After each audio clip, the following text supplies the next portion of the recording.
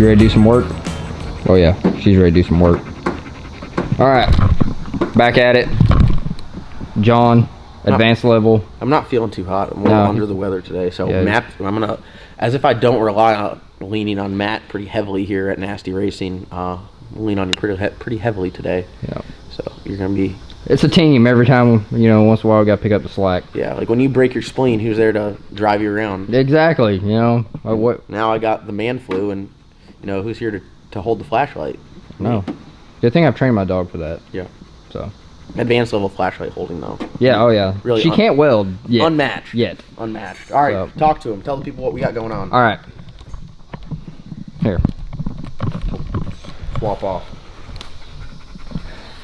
Red Lobster. It's a badass car. It has a lot of good parts.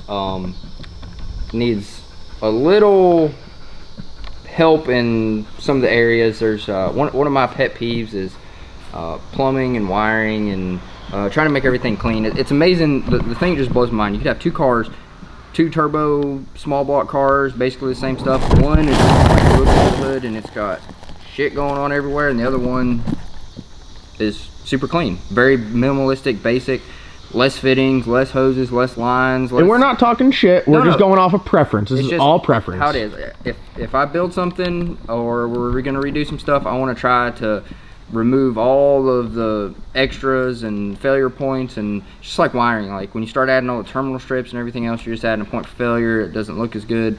It's not needed. So what we're gonna do this is we're gonna give a little bit of a makeover. We're gonna go through and change some lines, move some stuff, redo some stuff. You know, just like all the lines. There's nothing wrong with the stated braidless lines. They're heavy, so if you're looking at it for a weight aspect, I mean, you know, this is all steel glass car. We don't have a minimum weight to meet, so like we can drop any weight. You know, we're gonna do that. But really, just it's got a whole lot going on. Everything's just all over the place. So we're gonna clean that up. Clean some of the wiring, clean some of this up, the plumbing, change some of the stuff for safety reasons. Like there's some stuff by the exhaust that's not stainless braided, and is it still? Oh yeah. Yeah, like something like this. This is our main oil. Yeah, this is the main oil feed from the oil filter and the dry sump to the engine. So that's carrying pressurized oil, and you can see it's pretty much melted. Yep. So stuff like that is very dangerous to where that right there could potentially kill you, burn the car up, cause you to wreck, all these things. So we're gonna go through and really look at all that, make sure we don't have any of those issues. We're gonna change the lines out, like that'll be stainless braided. You know, one thing let's talk about real quick, the common misconception of how you have to feed your fuel rails. Yep. Everyone always says you got to use a much larger line than necessary, and a lot of cars that I purchase, because we buy a lot of cars, they all feed from each rail. Yeah, I think it's just like a distribution thing, and I think that in their mind they're thinking that it's using a lot more fuel than it actually is. We've been very, very fast with a Black Sheep. Yeah, MK Ultra. Sheep. Yeah, MK Ultra. You know, single dash 10, feeding in one, looping back. You know, I would be amazed if you couldn't make 2,000 horsepower on dash 8. And you know, and especially, so we're doing this with methanol, which uses, you know, 40% more fuel than E85, and E85 uses, you know, 30% more than gasoline. So you get these guys that, you know, they have a gasoline car and they're running dash 12 fuel lines. I mean, it's absolutely insane. I mean, you could get away with such a smaller fuel line. So, and you don't need a dual feed. It just adds complexity, Look at all these additional lines because we're dual feeding. Weight, you know, that's a place for it to leak. You know, cost when you're building it. You know, you start getting into Ys, and you got twice as many fittings on the rail, and then your regulator, and you don't need to do it. If you go look at some of the RVW cars, I mean, we're talking 16 injector, 5,000 horsepower. You know, some of them run a 16 feed, some of them run 12 feed. You know, single 12 feed. A lot of the System 1 oil filters or fuel filters they use, it's got a single 12 outlet. Like, what's the point to go into a bigger line? Yeah, it's just not needed. So we're gonna do that. We're gonna clean some of that up, maybe address some of the wiring stuff. We got our Brown and Miller crimp section. Oh yeah. And the Crimp King. Crimp King is in house. So. All right, go over. What are we gonna do with just the plumbing first of all? Let's talk about the fuel system. What are we gonna change? All right, we're gonna potentially relocate the regulator. So we're maybe thinking about putting it down here, maybe over by the fuel tank. It's a little close to the exhaust, but one thing you also have to remember is there is fuel running through it. So just like any line, like that oil line, the only reason the oil line didn't melt is because there was oil in it. If it was just a scavenge line or vapor line or something, it probably would have melted. But you got fuel going through the regulator, so even if this thing is setting on the exhaust, it probably will be okay because the fuel inside the regulator is cooling it down. It's just like a radiator. So it can't, it can't be 5,000 degrees and it's got, 100-degree fuel going through it. So if we can figure out somewhere over here, I would like to put it over here, but if we can't, maybe... Worst case scenario, we stick it on the end of the rail? Stick it on the end of the rail, move around, maybe get through there. We need to address these, there's some bolts in here that are kind of need some attention, but we're going to get rid of all these fuel rails. We're not going to dual feed it. We're going to come straight out of the fuel filter here. We're going to check to make sure that this fuel filter is the correct one and make sure it's like, at least a 40 micron, and it's not like some 100 micron, too large. You want to run 100 micron pre-pump, 40 to, 10 micron. A lot of the system one stuff's 10 micron. That way you don't get any trash in your injectors, because one thing that you guys probably, if you don't know a bunch about the methanol, is if one of these injectors hangs open, Dunzo. It's gonna be a bad day. It's not like, oh, it's gonna re-rich. This thing will move so much fuel that it'll hydrolock that cylinder and kick the rod out of it. So you get these guys that like they blow their car up on the limiter or something. It's not because it's revving too high. It's because the hydrolocks. It hydrolocks the engine. I mean, it can literally dump so much fuel in that cylinder on one revolution that it hydrolocks it. So when these things hang open, it can be a bad day. It's not just like, oh, the engine's running bad. It's not rapid, running. Yeah. Unscheduled disassembly. Rud. So we're gonna do that. Maybe address some stuff with the lines here. These, we could change them. We don't have to change them. We can reroute them, short them. We got a bunch of other just regular standard AN hoses. Some of this stuff's not really needed. Like this is just a vapor vent for the oil, and then it's got another vent. So it's got a lot of extra stuff. Like I usually don't typically run the fuel vent to another canister. It's a lot of extra. Let it drip on the track. Yep. So it's just like people, like whenever you're wiring your trans brake and you got your solid state relay and then you got your relay and your trans brake protection module and all that. Like you don't need all that. You just need one solid state relay and that's it. You don't need to add extra stuff. So what about this? Let's talk about this real quick. So this is a multi-stage dry sump. So we've been running single stage. So what's a dry sump for everyone at home? Let's talk about it. So normally you have a wet sump, which will be, you have your oil pan, which is your oil sump, and it retains your oil, and then you have your oil pump internally that scavenges oil out of that sump. Or an external wet sump. So the advantage, so you have that, which is how pretty much every car is set up.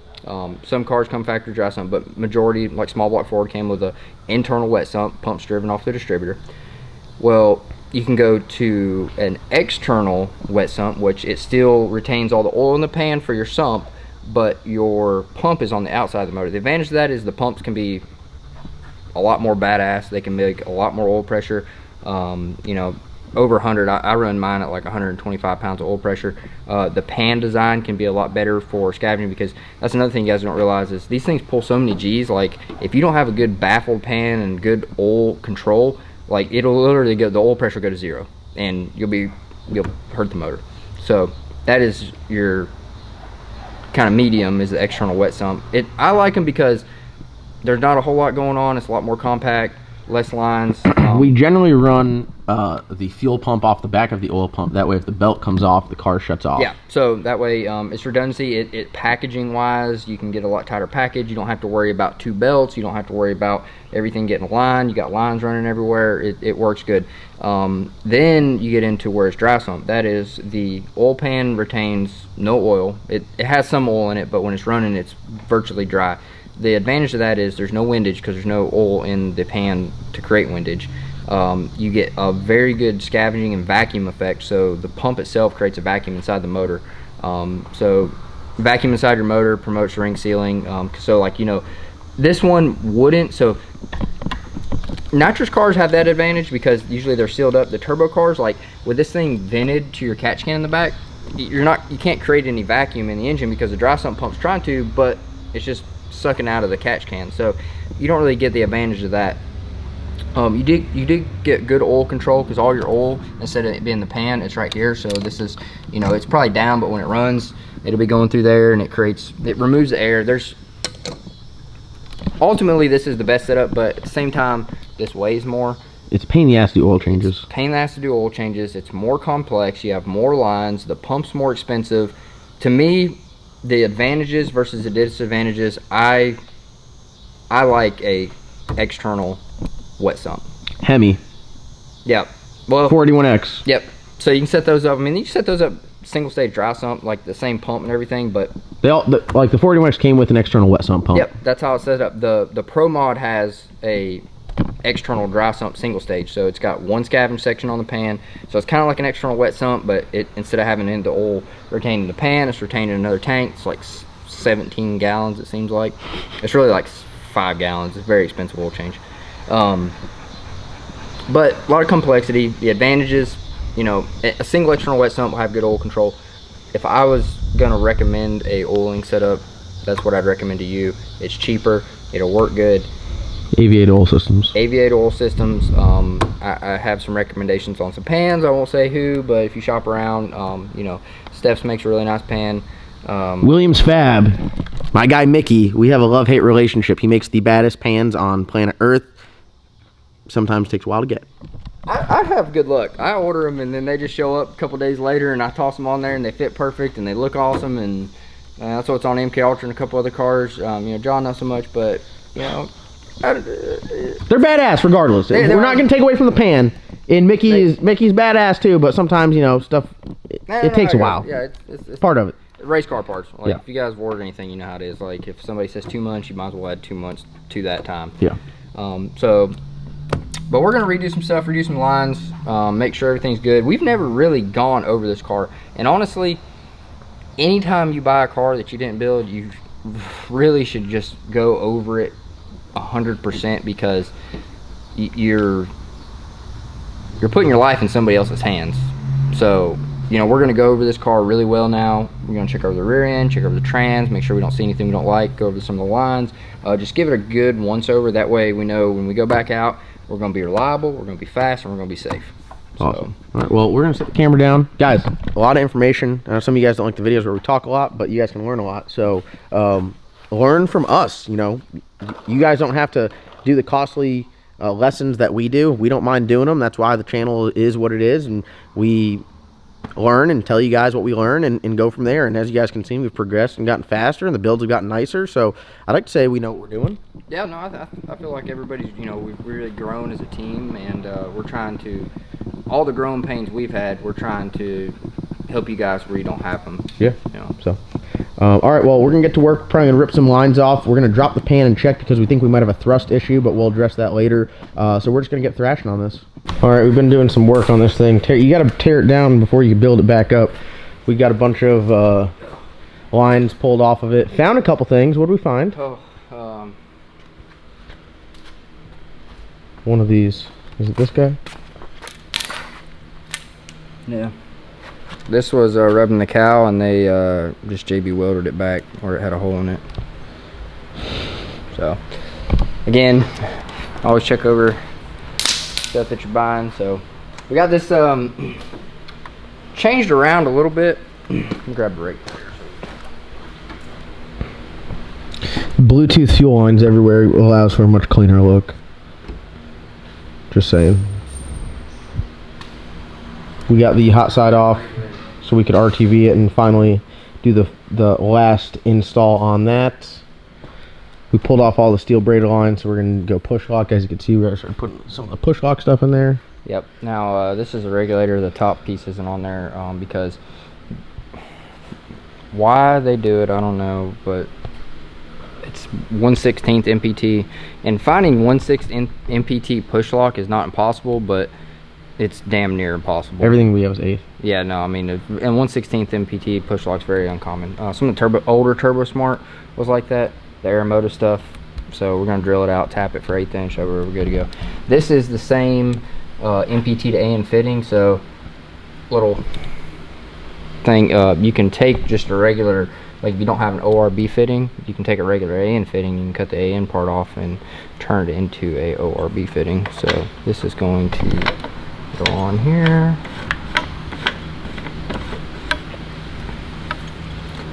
Like that.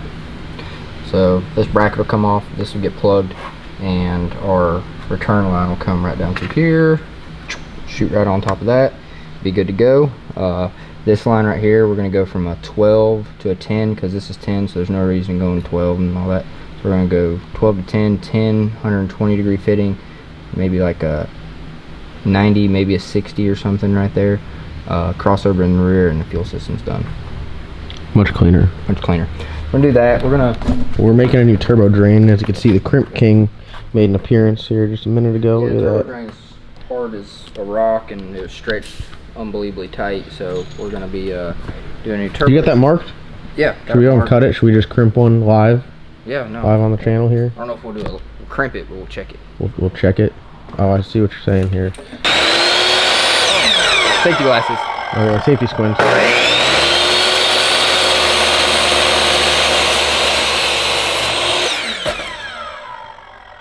Alright, so we got it cut, we got it expanded, and now we want to check our fitment. Cram that sucker in there. Done. That's our fitment. Now you can test it. And if it had a fitting that was not a straight and had to be clocked, you could clock it, make sure it's in the correct orientation, mark it. Well, I don't know Who what welded that bung on? Well, they welded it on there crooked to clear the steering rack, but I don't understand why it needs to be. So now that like we're just mocking it up with a straight, if we wanted to do a 45, you would pop it out and stick a 45 in there. That looks pretty good. Yeah, no, I like it a lot better. Before, The thing was banjo tight. yeah, now it's got a little bit of room, little wiggle room right here, so won't have to worry about any of that. Drain a little bit better. And the heat too, like I said, that other line was just rock hard, it's been cooked. So I think everything's good there. Oh, is there an order up for the Crimp King? Oh, yep, order up. All right, we've been making great progress. We have everything on the fuel system plumbed except for the return, because I'm waiting for some other higher heat resistant dash 8. We're gonna run that down under the exhaust up here with like a 120 degree fitting. We can actually order the heat sleeve with it too. Yeah, we can get some heat sleeve for dash 8, dash 10, and then we can just put our heat sleeve on in that area, and then maybe even over on the frame rail, just put a little flat piece of metal on it to keep it from heat soaking or anything. Well, as you guys can see with just that right there, we've really cleaned up everything we got going on. We still got a bunch of stuff going on here, but we haven't even addressed that yet. Just the fuel system alone has made a vast improvement. We got the crossover off. We're gonna get that all ready to be RTV'd and stuck back in there. Yeah, we found some stuff too, like it's got 2 dome pressure sensors, a right dome pressure and left dome pressure. So I don't know what's going on with that, so we're gonna delete that and we're just gonna be running 1 dome pressure. Flip this around. Flip that around, make our lines a little bit shorter. Just, you know, as we're redoing this, we can also improve on it, reroute some stuff, delete some stuff. So if you guys notice, I mean, before you had a whole lot going on here, now it's really starting to clean up, simplify. All this will get more cleaned up. We're gonna take the oil tank off, and we have a internal heater. The bung welds on there, and it goes in there because these with the stick-on style or this is zip tied. First, it doesn't get the oil that hot, and they're also can be somewhat of a fire hazard. So we want to remove all that because you don't want your oil heater catching on fire. So a bad day. So we're gonna do that. We're gonna get rid of this, do a rollover valve built onto the tank, so that'll lose some weight here, lose some lines. We don't have any more fuel or oil lines going over the turbo anymore. Just really just cleaning stuff up, deleting stuff. We did a bunch of plugs and stuff on the intake. Now we'll just have this one push lock line goes from here to there, and then this one's gonna go down and feed the wastegates and the blow-off valve. So deleted some lines. I mean, weight wise, I mean, and the serviceability, you know, and you can fix a push lock. We carry hundreds of feet in the trailer and fittings and everything. That way, you know, something happens. So say like, God forbid, you nosed it in the wall a little bit, but it wasn't bad enough to stop you racing, and you put it back together, but all your lines are ripped out. You can't fix those, but the push lock, toss the new ones on there and go. So I think we're gonna hold off now and drop the pan. Yeah, we're gonna see what we got with the pan there. There's some color. in the oil that came out of it, which is not good. Clear view was pretty ugly. Potential converter issues. They just put a new converter in there before we got it, so that could be the thrust. We checked the engine thrust, and when Kevin drove it last, it shut off, and I'm thinking maybe it shut off because the magnet moved a little bit. So we're gonna pull it off and check it, because if it's not bad, then you can just put a new thrust bearing in there. If it's real bad, we'll have to do some maintenance on it, but hopefully we catch it in time. That's one of the things you really want to, on really any setup. I just recently did a car, just run of the mill, nothing crazy, BT trans, PTC converter, and the converter charge pressure was astronomically high, and in about 30 seconds of cranking it up, it previously didn't have converter charge pressure, and in 30 seconds it damaged the thrust. So now it has converter charge pressure. Cranked it up, saw how high it was, so now I can do a dump valve and everything on the trans, but it's something you really need to check it. So that's the fun stuff. We're getting stuff knocked out though. I mean, this is just part of it. I mean, for racing, for working on it, having these lines made the way they are, it's going to be a huge improvement. And yeah, we're gonna change the element in the filter. It was a 100 micron filter, so that wasn't really doing much for our injectors like we were talking about. So we got a 10 micron element that we're going to change in there, and that'll get us good to go on that. So just doing stuff for reliability. It's easier to, it looks better too. Yeah, it looks better, and changing stuff out like that, you know, it takes a little bit of, 5 minutes to change it, and it can save thousands and thousands and thousands of dollars. So I guess we'll drop the pan and then give you guys an update. Yeah, we probably have a bearing here. Probably. You pull one out of another motor and we can just shove it in there. The Speedmaster. Yep. Yeah. All right.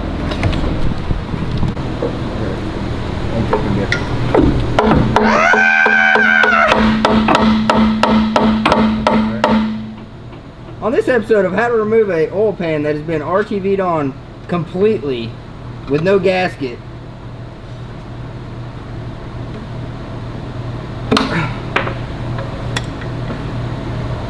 We've absolutely destroyed the pan rail. Come look at it from the other side and see how just absolutely terrible the pan rail looks. They use like hella RTV.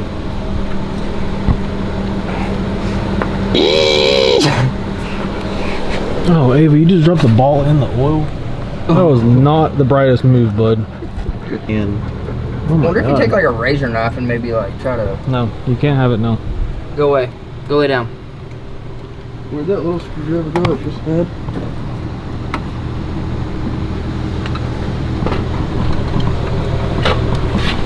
Oh yeah, there it was. Bastards. Oh, I felt it move there. Oh yeah. Oh, What, you hear did it? you hear it? Goodness. Oh. But not the damn light. Thank God it was a flexible light. If I have so much pressure on this, if I was pushing the other way, the car would be picked up off the projects. God. Damn it. This is unreal. Honestly, you could have put this thing on with no bolts. Like, zero hardware. Take all the bolts out of it and run it for a year. Here, let's try to maybe... Also, we've been messing with this for damn 10 minutes before. 10? 20.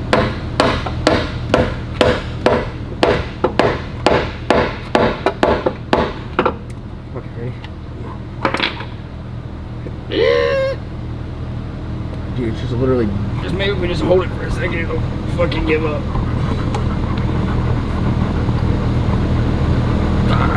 Fucking A. I hear it making noises. One of those times we're gonna end up in the hospital. Oh, here, let me hammer that in there for you. Yeah, get that for me, my guy. Oh, your hammer's over there. So is the pan just trashed? Nah, I mean, we can straighten it out, but we're gonna put a gasket back in there. Philpro makes a very nice small one for a gasket. I'm so tired of messing with this piece of shit. Look at whoever built this pan, like, dude, look how they shittily welded the pan rail on. Like, why wouldn't you just?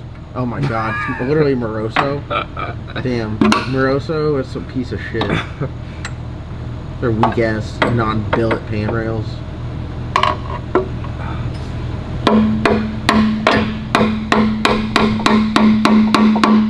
Bro, it gets substantially hotter without the fan on.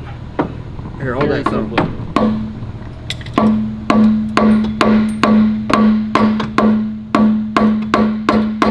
Keep going. Ow. Do you think there's a bolt in it somewhere that's still holding it on? No, one bolt, it would drop down. It's 100%. Dude, we're literally gonna have to do this the entire way around. And you can't even get to it on the other side.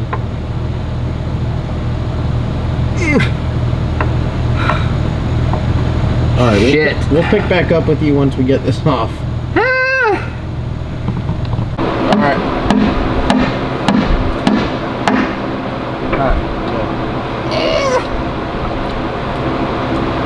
I don't like that. If I slip, John's gonna have a black eye. Oh my god. Alright, alright. Jeez.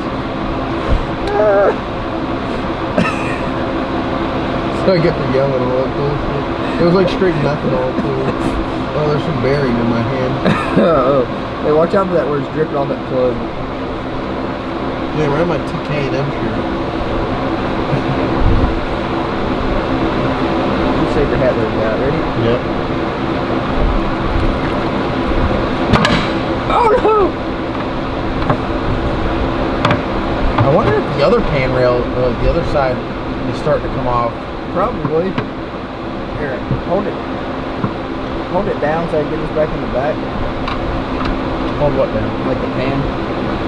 Like pry the pan away a little bit. There you go.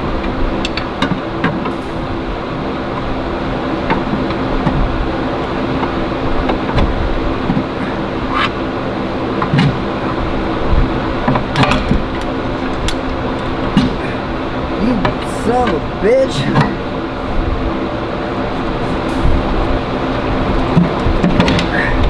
Oh god, straight methanol coming out of the pan, dude.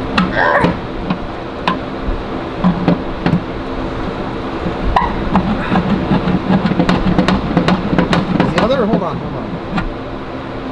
This rail isn't even started to come off yet. It will.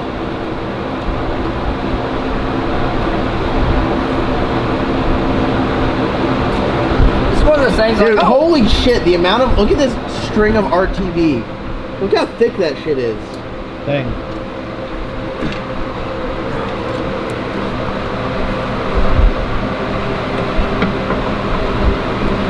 Is the battery disconnected? I don't know. Is the battery Probably shut not. off? The kill switch is off, yeah. Okay. It wasn't the other day. Well, it's really close to the starter load, so. You'll know if it's on or not. Hold on, watch your eyeballs. We're good.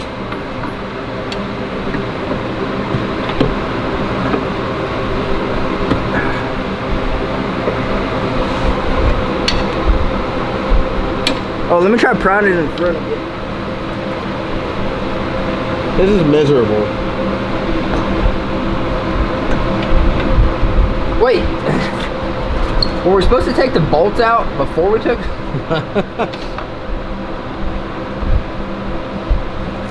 Oh, that sounded like it was good.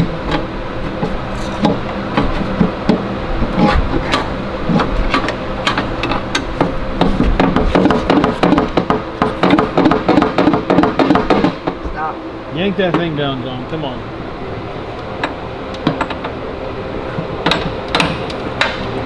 Whew. I think we have some sort of injector problem because there's straight methanol coming out of the oil pan.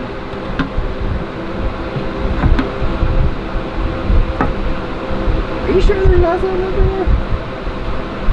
Dude, there's just a stud. You look. I already looked at it 5 times. The stud with no nut on it.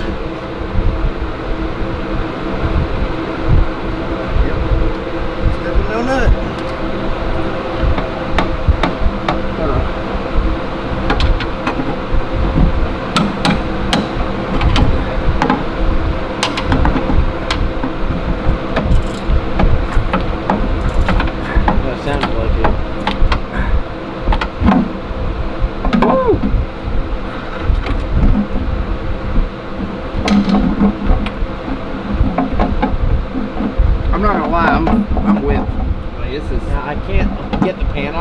because the project's in the way. Alright. Well, the thrash comes to an end as we have decided that we need to pull the motor out. Just abundant amount of bearing material in there. We're running up to TKM. Have them knock at the machine work, put the motor back together and stick it in there. Hopefully we can get it done really quick. And then we can finalize all of our upgrades. And then a fresh motor. This isn't a TKM motor yet, but it will be once we're done. And we know those TKM motors, they last a while, huh? TKM, Oh yeah. Black Sheep, what, 300 and some passes? If we could put a motor like that together in this, and yeah, that'd be good. That's one of the things, you know, we had our suspicions. Erred to the side of caution. It's a good thing we did, because honestly how bad it was and all the methanol and stuff, like I don't know how many more passes this thing would have made for a catastrophic failure. So yeah. it's just part of racing. So we're gonna get it out tomorrow and run up to Kevin and the guys at TKM, and they'll get us right. So it's gonna wrap today's video. Thank you guys for watching. Comment, like, subscribe. We'll see you guys in tomorrow's upload.